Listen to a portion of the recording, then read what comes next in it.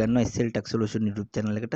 අද මම අරගෙන අවිල්ලා තිනවා 2020 21 වසරේ සිට ක්‍රියාත්මක වන Apit වාර්තාව ගැන ඔයාලට කියලා දෙන්න වීඩියෝ එකක්.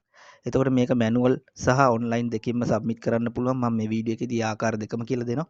අපි එනම් බලමු ඔන්ලයින් කොහොමද සබ්මිට් කරන්න කියලා. මෙතන රිටර්න් මැනේජ්මන්ට් යටතේ ඔයාලට පේනවා pay Apit කියලා තියෙනවා. එතකොට මේක අපි ක්ලික් කරනවා.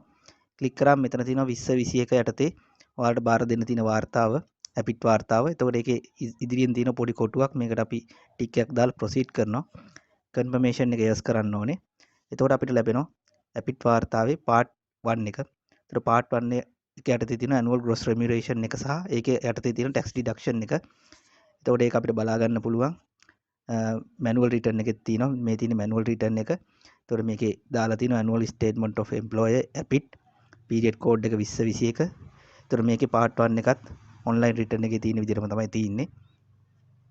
මෙතන තියෙනවා range එක, gross remuneration එක, ඒ වගේම මේකට අදාළ tax deduct වෙන්නේ කොහොමද කියන විස්තර තමයි manual return එකේ තියෙන්නේ. කිසිදු වෙනසක් නැහැ. return දෙකේම තියෙන විස්තර එක හා සමානයි.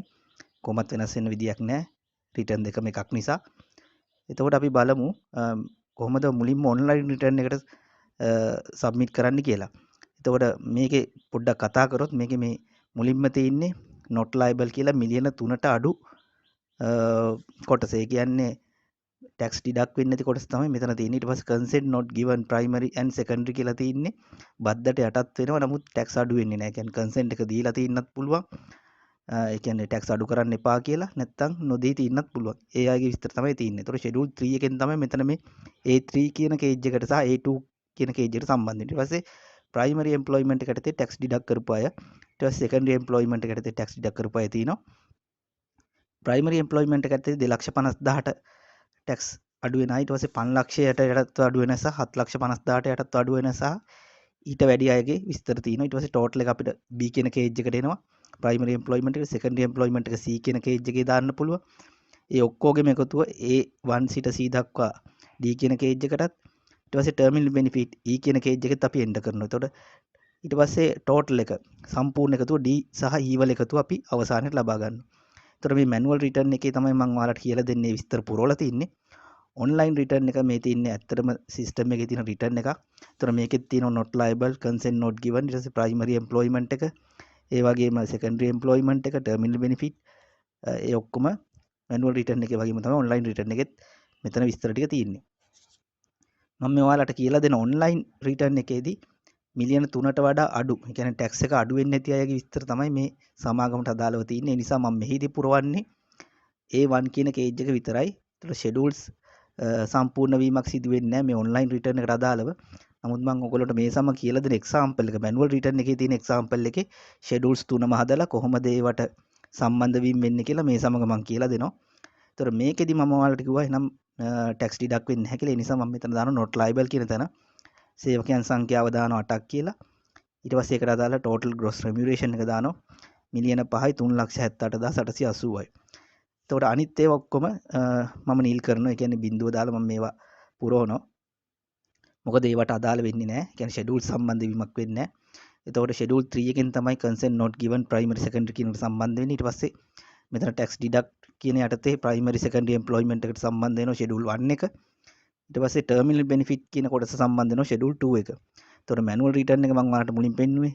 ඒ manual return එක හදන උදාහරණෙදි මම ඔයාලට කියලා දෙන්නම් කොහොමද schedule 1 2 3 සම්බන්ධ වෙන්නේ, ඒවා වෙරිෆයි කරන්නේ කොහොමද, ඊට පස්සේ සබ්මිට් කරන්නේ කොහොමද කියන එක කියලා දෙන්නම්. වීඩියෝ එක ස්කිප් කරන්න නැතුව බලන්න. නැත්නම් ඔයාලට තේරුම් ගන්න අපහසු වෙයි. මේක වීඩියෝ එකේ තමයි මම ඔක්කොම දේවල් ඔයාලට කියලා දෙන්නේ. ඒතකොට terminal benefit මේ මම පාර දෙන වාර්තාවට අදාළ නැහැ. ඒ නිසා බිඳුව දැම්මා. ඒතකොට මුකුත් මේකට අදාළ නැහැ. ඒ නිසා මම මෙතන not liable කියන තැන අදාළ අගය පුරවලා ඉතුරු ටික ඔක්කොම නිල් කරා. දැන් මේ තියෙන manual return එක බැලුවොත් මේකේ මම පුරවලා තියෙන ඔක්කොම දේවල් not liable එකක් තියෙනවා. tax එකට අඩු වෙන ටිකක් තියෙනවා, terminal benefit ටිකක් තියෙනවා, ඔක්කොම තියෙනවා. ඒතර මේ උදාහරණේ මම ඔයගොල්ලන්ට පැහැදිලි කරලා දෙන්නම් කොහොමද මේ ටික සම්පූර්ණ වෙන්නේ කියලා. ඒතර මේකෙදි ඔයගොල්ලෝ බැලුවොත් මෙතන ඔයගොල්ලෝ බලන්න පැහැදිලිව කොහොමද ඒක පුරවන්නේ කියලා වීඩියෝ එක හොඳට බලාගෙන. මම මේ online return එක next button එක ඔබනවා. එතකොට part 2 එකට සම්බන්ධ වෙන online return එක. ඒතර part 2 එකේ මෙතන tax ගෙවපු එකේ month wise summary එක තමයි තියෙන්නේ. ඒ කියන්නේ මාසික ගෙවීම් වල සාරාංශය.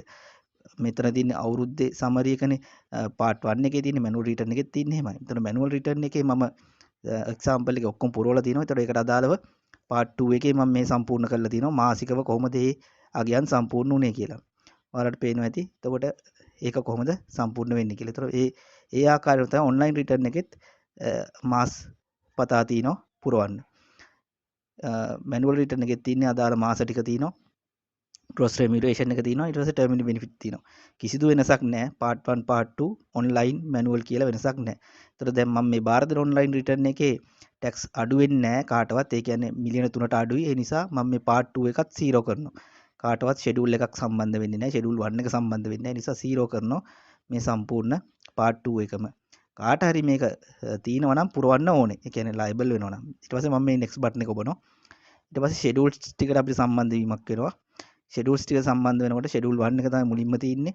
එතකොට මේ මම බාර දෙන online return එකේ schedule 1 2 3 කියන එකක්වත් සම්බන්ධ වීමක් වෙන්නේ නැහැ. මොකද බද්දරට අර්ථන කිසිම පුද්ගලයෙක් නැති නිසා, terminal benefit කාටවත් නැති නිසා සහ consent not given කියන එකට කවුරුත් සම්බන්ධ නැති නිසා schedule 1 2 3 කියන එක සම්බන්ධ වීමක් වෙන්නේ නැහැ.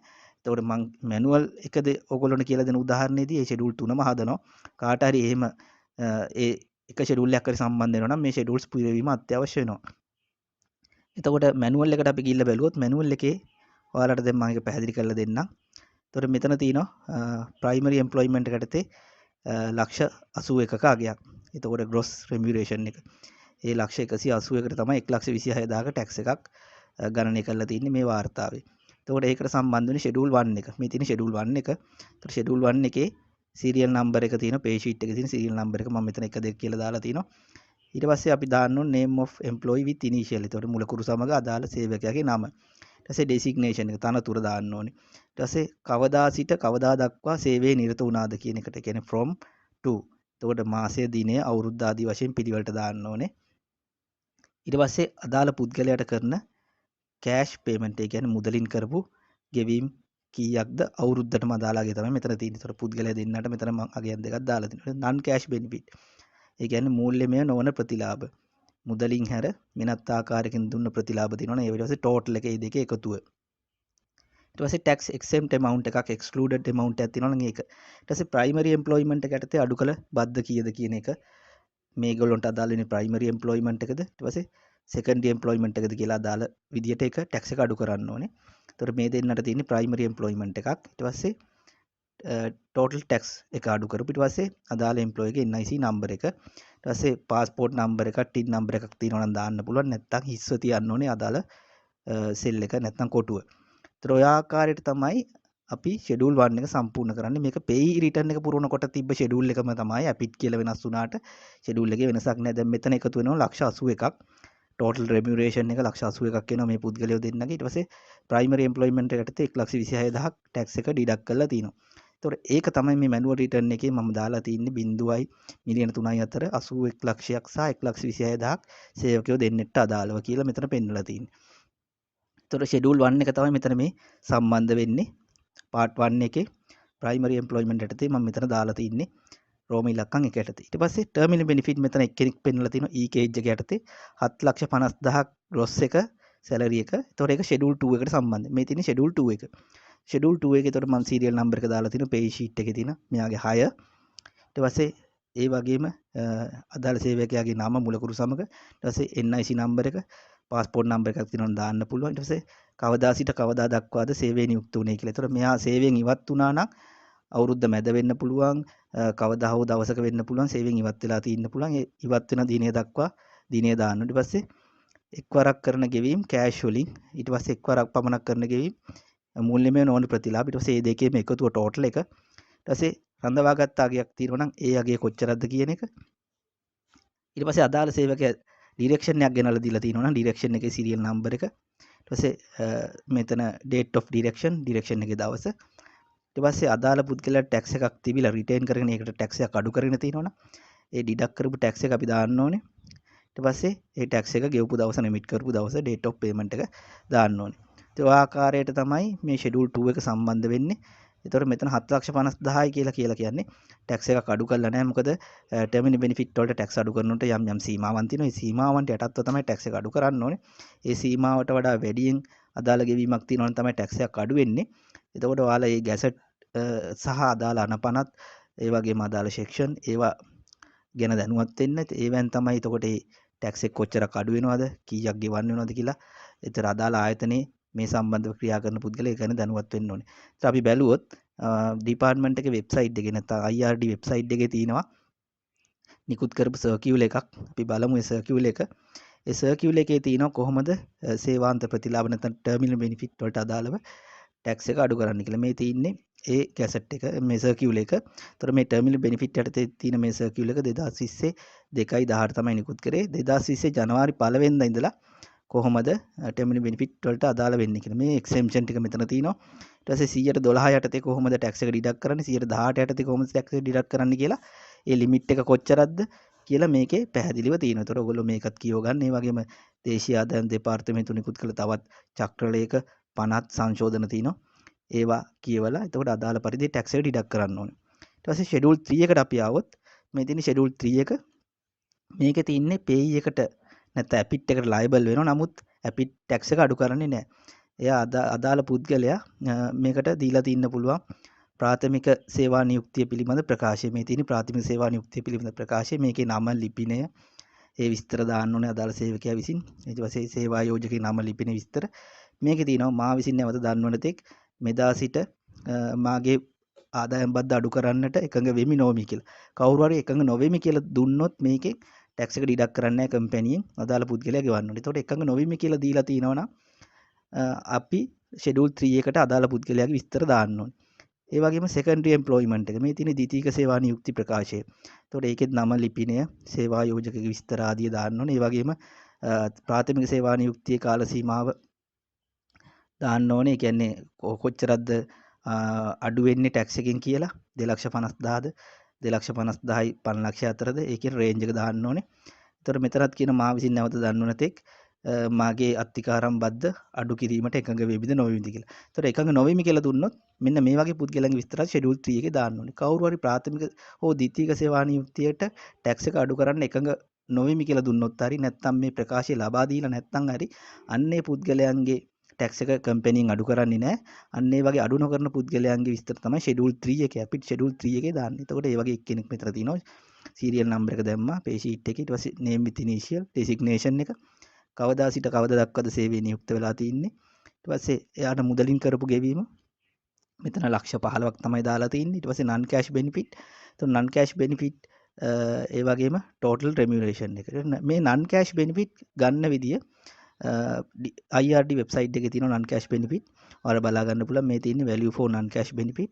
ඒතර මේක කොහොමද ගණනය කරන්න කියලා මේ තියෙන්නේ නේවාසික ස්ථානයක් සැපයුවොත් සේවා යෝජක විසින් කොහොමද ඒ අදාළ ප්‍රතිලාභය ගණනය කරන්න කියන විස්තර තමයි මෙතන තියෙන්නේ. ඊට පස්සේ ට්‍රාන්ස්පෝර්ට් ෆැසිලිටි එකක් සේවා යෝජක විසින් සැපයුවොත් අදාළ සේවකයාට ඒක කොහොමද ගණනය කරන්න කියලා මෙතන තියෙනවා.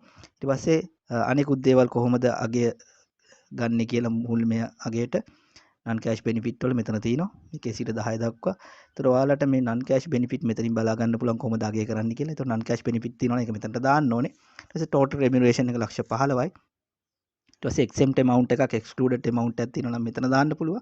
ඊට පස්සේ අදාළ සේවකයාගේ primary ද secondary ද employment එක මොකක්ද කියලා. මෙතන මේ secondary තමයි මෙතන දාලා තියෙන ඔයගොල්ලන්ට කියලා දෙන්න ඕන නිසා ඊට පස්සේ සේවකයාගේ address එක නැත්තම් ලිපිනේ. එතකොට මේ special character මෙන්න මේවා යොදන්න එපා. කමා මෙන්න මේවා දාන්න එපා. ඊට පස්සේ NIC නම්බර එක දාන්න පුළුවන්. ඊට පස්සේ પાස්පෝර්ට් නම්බර එකක් TIN නම්බරයක් තියෙනවා නම් දාන්න ඕනේ. නැත්නම් මෙතන හිස්ව තියන්න. ඔන්න ඔය ආකාරයට තමයි ෂෙඩියුල් 1 2 3 අපි පිළියෙල කරන්නේ. ඒතර මේ ලක්ෂ 15 තමයි ෂෙඩියුල් 3 එක ප්‍රයිමරි මෙතන තියෙන සෙකන්ඩරි එම්ප්ලොයිමන්ට් එකට මම දාලා තියෙන ප්‍රයිමරි එකට දෙන්නත් පුළුවන්. ඒතර මම මෙතන කන්සෙන්ට් not given secondary කියන තැන A3 කියන කේජ් එකේ මම ලක්ෂ 15 දාලා තිනවා එක්කෙනෙක්ට අදාළව. එතකොට ඔයාලට පේනවා ඇති ෂෙඩියුල් 1 2 සහ 3 කොහොමද සම්පූර්ණ වුනේ කියලා. එතකොට ෂෙඩියුල් 2 එක තමයි ටර්මිනල් බෙනිෆිට් වලට ආවේ 7,50,000. ඒ 7,50,000 තමයි මෙතන මේ දාලා තින්නේ gross remuneration එකට ටැක්ස් එකක් අඩු වෙන්නේ නැහැ මං කියපු නිර්ණායකත් එක්ක. ඊට පස්සේ මෙතන පළවෙනිම එක A1 කියන එකේ තියෙනවා not liable. මිලියන 3ට වඩා අඩු ඒවා කියලා ලක්ෂ 30ට අඩු 7 දෙනෙක් ඉන්නවා. එතකොට මෙයාලගේ ෂෙඩියුල් එකක් දෙන්න අවශ්‍ය නැහැ. ටැක්ස් අඩු වෙන්නේ නැති පුද්ගලයන්ගේ ග්‍රොස් රෙමියුරේෂන් එක තමයි මෙතන දාන්න තියෙන්නේ. A1 කියන එකේ සේවකයන් සංඛ්‍යාවයි අදාළ ග්‍රොස් රෙමියුරේෂන් එකයි. එතකොට ඒ ආකාරයට අපි මැනුවල් රිටර්න් එකේ දැන් මම ඔයාලට කියලා දෙන උදාහරණය සම්පූර්ණ කරා. ඊට පස්සේ ඒකට අදාළව මාසිකව අඩුවන බද්ද සහ ග්‍රොස් රෙමියුරේෂන් එක මෙතන දාලා තිනවා. ග්‍රොස් රෙමියුරේෂන් එක 81 ලක්ෂය ඇවිල්ලා තියෙන 6,71,000 ගානේ 10,500 ගානේ ටැක්ස් එක අඩු කරලා තිනවා. එතකොට මේ තියන්නේ 181 එකට 1,26,000 ටැක්ස් එක. ඒකේ month wise break up එක තමයි මෙතන තියෙන්නේ part 2 එකේ. ඊට පස්සේ ඩිපාර්ට්මන්ට් එකට ගෙවපු අගේ දේශීය ආදායම් දෙපාර්තමේන්තුවට ගෙවපු අගේ පැනල්ටි නැතුව 1,26,000ම ගෙවලා තිනවා. ඊට පස්සේ total terminal benefit මෙතන දාන්න පුළුවන් month wise. එතන මෙතන ජනුවරි 2021 7,50,000 ගෙවලා තිනවා. ටැක්ස් එකක් අඩු වෙන්නේ නැහැ. ඒ නිසා මෙතන ගෙවීමකුත් නැහැ. අඩු වෙනවා නම් අදාළ ටැක්ස් එක සහ ගෙවපු පේමන්ට් එක මෙතන දාන්න ඕනේ. එතකොට මෙතන 7,50,000 විතරයි එන්නේ.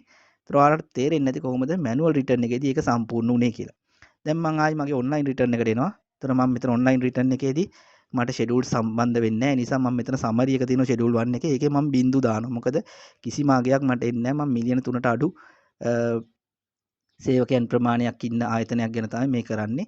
ඒ කියන්නේ එයාලට ඇපිට් ටැක්ස් එකක් අදාළ වෙන්නේ නැහැ. ඒ නිසා මම එතන 0 කරා. ඊට පස්සේ මේක ෂෙඩියුල් 1 එක ඔන්ලයින් සබ්මිට් කරන්න පුළුවන්. ඔයාලට මෙන්න මෙතන වින්ඩෝ එකෙන් එකින් එක ඒ වගේම ඔන්ලයින් සබ්මිට් කරන්න බැරි නම් ඔයාලට පුළුවන් ෂෙඩියුල් එක හදලා upload apit schedule 1 data කියන මෙන්න මෙතන ටික් කරලා මෙතනින් select file දීලා අපි අර පෙන්නපු schedule 1 2 3 එකේ 1 එක convert කරලා CSV කරලා මෙතනට upload කරන්න පුළුවන් verify කරාට පස්සේ මම ඒක convert කරලා verify කරන්න හැටිත් කියලා දෙන්නම් ඉදිරියට වීඩියෝ එක බලාගෙන ඉන්න skip කරන්න නැතුව.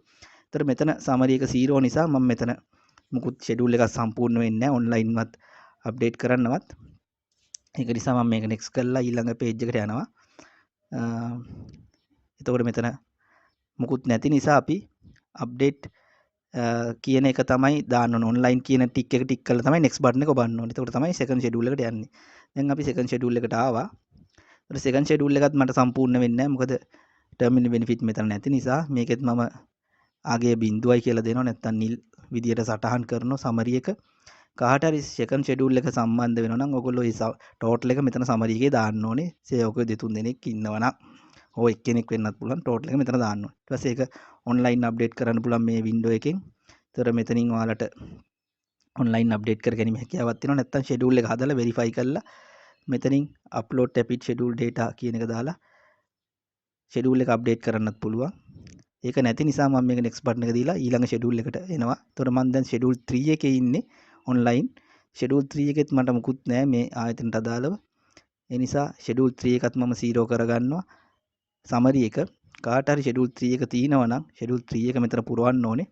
ඒ අදාළ කෑෂ් පේමන්ට් එක non cash benefit total එක tax exempt excluded income එක ඒ ඔක්කොම අදාළ පරිදි ඔයාලා අර manual return එක මම පෙන්නලා ඒකේ පෙන්නපු උදාහරණය අනුව ඒක වගේ ආවොත් කවර ආයතනට මෙතන අදාළ අගයන් ටික සම්පූර්ණ කරන්න ඕනේ. ඊට පස්සේ ඒකේ ෂෙඩියුල් 3 එක online submit කරන්න පුළුවන්. මෙතනින් අපිට තෝරන්න පුළුවන් primary secondary employment එක මොකක්ද කියලා. employment type එක මෙතන තියෙනවා primary secondary කියලා. ඔයාලා අදාළ වශයෙන් ඒක තෝරගන්න. තෝරගෙන දාන්න පුළුවන්. ඒ වගේම ඒක online submit කරන්න තු ඕනනම් පුළුවන් schedule 3 එක හදලා මෙතනට attach කරන්න select file යටතේ කෙලින්ම system එකට attach කරන්නත් පුළුවන්. නැත්නම් මෙතනින් online කෙලින්ම update කිරීමේ හැකියාවකුත් තියෙනවා. එකින් එක update කරන්න පුළුවන්. ඊට පස්සේ මේක next button එක ඔබලා ඊළඟ page එකට යනවා. ඒතකොට ඊළඟ page එක වෙන්නේ declaration එක. එතකොට ඩික්ලරේෂන් එකට තමයි සම්බන්ධ වෙන්නේ. ඒතකොට කන්ෆර්මේෂන් පේජ් එක තමයි මේ තියෙන්නේ. එතකොට මුල සිට අගට අපිට බලන්න පුළුවන් වාර්තාව. අපේ part 1 එක අපි පිරෙව්වේ මිලියන 3ට අඩු කොටස විතරයි. එතකොට ඒක විතරයි සම්පූර්ණ වෙලා තියෙන්නේ. මොකද schedule 1 2 3 හා සම්බන්ධ වෙන්නේ නැහැ කියලා මම කිව්වා online return එක මම මෙහිදී බාර දෙන එක. part 2 එකෙත් බිඳුව ඇවිල්ලා තිනවා. ඊට පස්සේ declaration එක අපි බැලුවොත් මෙතන තියෙනවා yes no කියලා option දෙකක්. මේක වෙන කවුරු හරි පුද්ගලයෙක් පිරෙව්වොත් yes කියලා part A B කියන කොටස් දෙකම සම්පූර්ණ කරන්න ඕනේ. අදාළ ආයතනයේ හිමිකරු හෝ නැත්නම් අධ්‍යක්ෂවරු විසින් සම්පූර්ණ කරොත් නෝ කියලා දාලා B කියන කොටස විතරක් සම්පූර්ණ කිරීමේ හැකියාවක් තියෙනවා. එතකොට අපිට මේ full name එක, designation එක, telephone number, email, NIC number දාන්න පුළුවන්.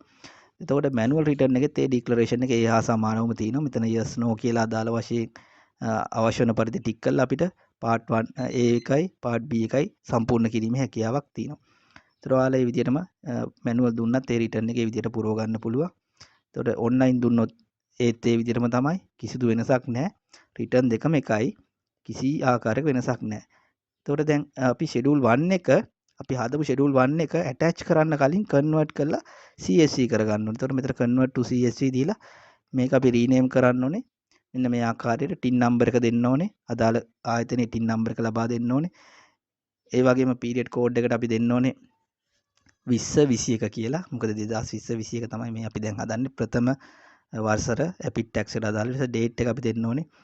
අවුරුද්ද දිනය මාසය ඇලයිරිකමා මුකුත් දෙන්නේ නැතුව මේ දිනය සටහන් කරන්න ඕනේ. version number එකට අපි 1 කියලා ලබා දෙනවා. මොකද පළවෙනි වරට ලබා දෙන වාර්තාව නිසා. ඊට පස්සේ save as type එකට CSV කොමාඩි ලිමිටඩ් කියන ෆෝමැට් එක දීලා අපි සේව් කරගන්නවා. මේ ආකාරයටම ෂෙඩියුල් 2 එක සහ 3 එක අපි රීනේම් කරගන්න ඕනේ. ඒතර රීනේම් කරගත්තට පස්සේ තමයි මේක අපිට ඔන්ලයින් වාර්තාවට සිලෙක්ට් ෆයිල් යටතේ මම කලින් පෙන්නපු විදිහට ෂෙඩියුල් 1 2 3 අප්ඩේට් කරන්න පුළුවන්. නැත්නම් බාර දෙන්න පුළුවන්. නැත්නම් මැනුවල් විදිහට දුන්නත් මේක CSV කන්වර්ට් කරලා අපි මේක වෙරිෆයි කරාට පස්සේ තමයි මේක බාර දීමේ හැකියාවක් තියෙන්නේ. එතකොට මම ෂෙඩියුල් 2 එක රීනේම් කරගත්තා. මේ ෂෙඩියුල් 3 එක රීනේම් කරගන්නවා. ඊට පස්සේ මේ රීනේම් කරගත්ත ෂෙඩියුල් 1 2 3 තුනම අපි වෙරිෆයි කරගන්න ඕනේ වෙරිෆයි ටූල් එකේ. ඒකට මම ෂෙඩියුල් වෙරිෆයි ටූල් එකේ අලුත් version එක ඩවුන්ලෝඩ් කරගත්තා. ඔයාලත් අලුත් version එක ඩවුන්ලෝඩ් කරගන්න. ඒතර අලුත් version එකට තමයි pay apit කියන ෂෙඩියුල් වෙරිෆයි කියන මෙන්න මේ ටැබ් එකේ එන්නේ. ඒතර version 5.7 තමයි මේ වෙනකොට තියෙන්නේ. මම මේ apit කියන එක සිලෙක්ට් කරලා මෙතනින් මම රීනේම් කරගත්ත ෆයිල් ටයිප් එක තෝරනවා. එතකොට මම මුලින්ම apit schedule 1 එක සිලෙක්ට් කරනවා. period code එක 20 21 කියලා මෙතන ටයිප් කරලා මම රීනේම් කරපු apit schedule එක මෙතනට browse කරලා ලබා ගන්නවා. එතකොට මේ තියෙන්නේ අපේ schedule 1 එක. මේක මම open කරගෙන verify button එක click කරලා මේක බලනවා validation pass කියලා ආව message එක. ඒ වගේම schedule 2 එකත් schedule 3 එකත් අපි මේ විදිහටම වැලිඩේෂන් එක බලන්න ඕනේ වෙරිෆයි කරලා පාස් වෙනවද කියලා මේ ආකාරයට. කිසියම් ෆේල් කියලා આવොත් කිසියම් ෂෙඩියුල් එකක් වැලිඩේෂන් ෆේල් කියලා આવොත් අදාළ එරර් එක නැත්නම් වැරද්ද හරි ගස්සලා නැවත වරක් වැලිඩේෂන් පාස් කර ගන්න ඕනේ. ඒතර මෙහෙම වැලිඩේෂන් පාස් කරගත්තට පස්සේ තමයි මේක ඔන්ලයින් රිටර්න් එකට සබ්මිට් කරන්න හරි මැනුවල් රිටර්න් එකට සබ්මිට් කරන්න හරි බාර දෙන්න පුළුවන්. එහෙනම් අපි දැන් බලමු කොහොමද මේක ඩික්ලරේෂන් එක සම්පූර්ණ කරන්න කියලා. ඒතකොට ඩික්ලරේෂන් එක මම මේ ආකාරයට සම්පූර්ණ කරගන්නවා. සම්පූර්ණ කරගත්තට පස්සේ ඔයාලා මේකේ print out එකක් අරගන්න නැත්නම් PDF එක විදිහට සේව් කරලා තියාගන්න. සබ්මිට් කරාට පස්සේ මේක නැවත වරක් ලබා ගන්න බෑ අදාළ වාර්තාව. ඒ නිසා මේක print කරගන්න නැත්නම් PDF එක විදිහට සේව් කරගන්න. මම මේ ඉතින් PDF එකක් විදිහට මේක සේව් කරලා තියාගන්නවා. එතකොට PDF එක විදිහට සේව් කරගත්තාම ඔයගොල්ලන්ට print out පස්සේ ගන්න හරි පුළුවන්. එතකොට ඒක system එකෙත් තියෙනවා. ඒක වැදගත් වෙයි කියලා මම හිතනවා. ඊට පස්සේ මේක submit කරන්න online return එක. මෙන්න මේ message එක yes කරන්න confirmation එක. ඊට පස්සේ මෙයා කියනවා සබ්මිට් කරන්නද කියලා. අපි ඕකේ කරනවා. ඊට පස්සේ මෙන්න ආකාරයට ඔයාලට ඇක්නොලෙජ්මන්ට් එකක් ලැබෙයි, රිසිට් එකක් ලැබෙයි. අපේ ඇපිට් රිටර්න් එක අපි බාර දුන්නා කියලා. ඒතර මේකේ කියනවා ඇසෙස්මන්ට් එකක් ඉෂුව වෙන්න පුළුවන් අපි වැරදි වාර්තාවක් දුන්නොත්, ඉන්කම්ප්ලීෂන් වාර්තාවක් දුන්නොත්, අසම්පූර්ණ වාර්තාවක් දුන්නොත්. ඒ වගේම මේ වාර්තාව නිවැරදිව පිල් කරලා නැත්නම් ඩිෆෝල්ට් ඇසෙස්මන්ට් එකක් එන්න පුළුවන්, ගෙවීම් සිදු කරලා නැත්නම් ඇඩ්වාන්ස් ඇසෙස්මන්ට් එකක් එන්න පුළුවන්, සෙල්ෆ් ඇසෙස්මන්ට් එකක් එන්න පුළුවන්. යන්නේ වාර්තාව බාර දීලා නැතුව බාර දුන්නත් ඒක වැරදියට බාර දීලා නම් ඒතර on return assessment එකක් එන්න පුළුවන්. ඒතර ඔය ආකාරයට self assessment එකක් එන්න on return assessment එකක් එන්න පුළුවන්. ඔය ආකාරයට assessment issue වෙන්න පුළුවන් නිවැරදිව කරලා නැත්තම්. එතකොට මෙන්න මේකෙත් අපි PDF එකක් save කරගන්නවා acknowledgement එකේ. එතකොට ඕගොල්ලෝ නිවැරදිව return එක පුරවන්න වග බලා ගන්න. දැන් අපි main menu එකට ගිහිල්ලා බලමු. මේකේ submit කියලා අනිවාර්යෙන් වැටෙන්න ඕනේ. එතකොට අපිට කලින් තිබුණ new කියලා දැන් 20 21 වාර්තාව submitted කියලා මෙතන වැටලා තියෙන ඔයගොල්ලන්ට පේනවා ඇති. ඒතර ඔය ආකාරයට තමයි මේක submit කරන්නේ.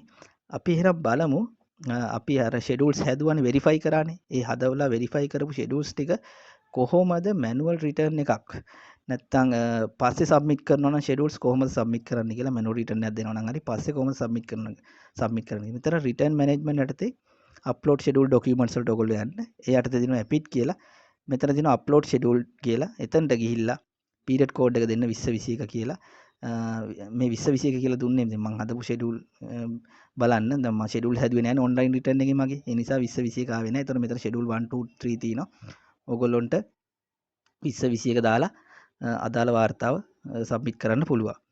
එතකොට ඒකේ ස්ටේටස් එක බලන්න පුළුවන්. 20 21 කියලා දාලා මෙතන සර්ච් කරොත් ඔයාලට බලන්න පුළුවන් අපි සබ්මිට් කරපු ෂෙඩියුල්. දැන් මෙතන පෙන්වන්නේ නැත්නම් මම 20 21කට ඔන්ලයින් රිටර්න් එකේ මම ෂෙඩියුල්ස් හැදුවේ නැහැ. ඔයගොල්ලෝ හදලා නම් මෙතන පෙන්නනවා.